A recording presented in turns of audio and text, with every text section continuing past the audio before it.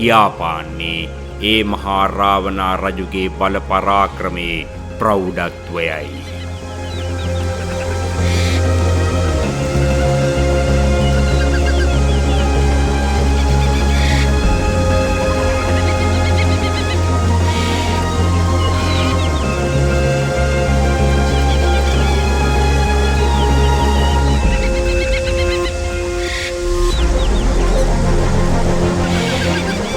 ඩාබර ගමන් මග ගෙවා ඇඳිරියද සමගින් ප්‍රවේශව සිටින්නේ ගමනාන්තයේ ඉලක්කය වූ ලකේගලටයි.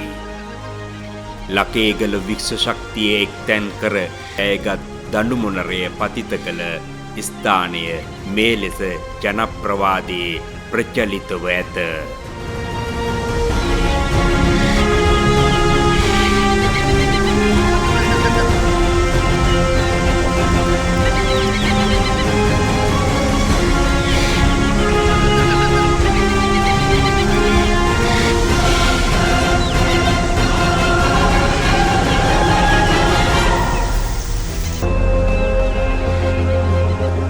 මේ ගෙවන ගමන් මගේදී හමුවන ස්ථාන ලෙස කොමලපතන, නීරියගොල්ල, ලබුලැස්ස, මොරගොල්ල යන ස්ථාන දැක්විය හැකිය. මේ ගමනේදී පසු කරන මහා වෘක්ෂලතා කියාපාන්නේ වසර 5000කට පෙර හෙළයේ මහා නරේන්ද්‍රයාණන් වූ මහා රාවණා රජුගේ බල පරාක්‍රමය අදටත් මේ ප්‍රදේශයන් පාලනය කරන වගයි.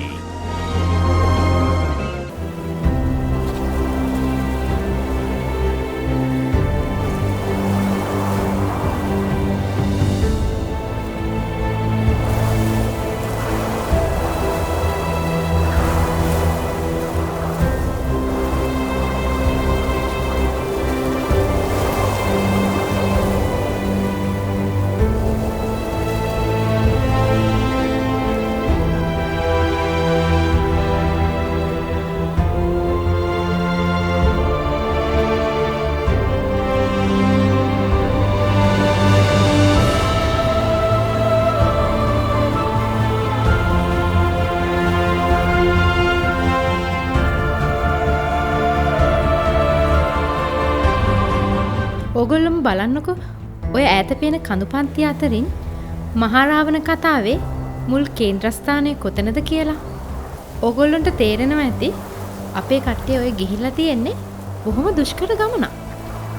බලන හැමතැනම තියෙන්නේ කඳුපන්ති.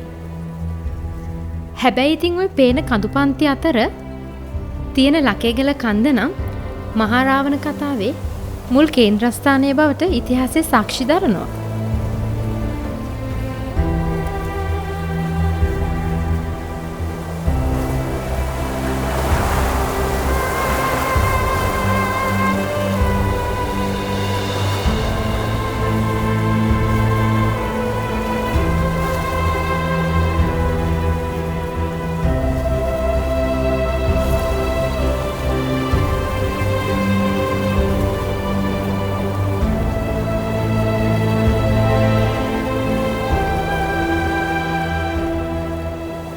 ඕගොල්ලන්ට පේන මේ කඳුපන්තියේ හැම කන්දක්ම මොකක් හරි ඉතිහාස කතාවකට සාක්ෂි දරනවා.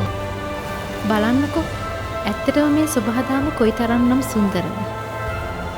කඳුපන්ති වලින් වහගෙන ඉන්න මේ වෘක්ෂලතා මොනතරම් සුන්දරද. ඇත්තටම ඔබ තවම සුභහධර්මය කියන්නේ මොකක්ද කියලා අඳුනගෙන නැහැ.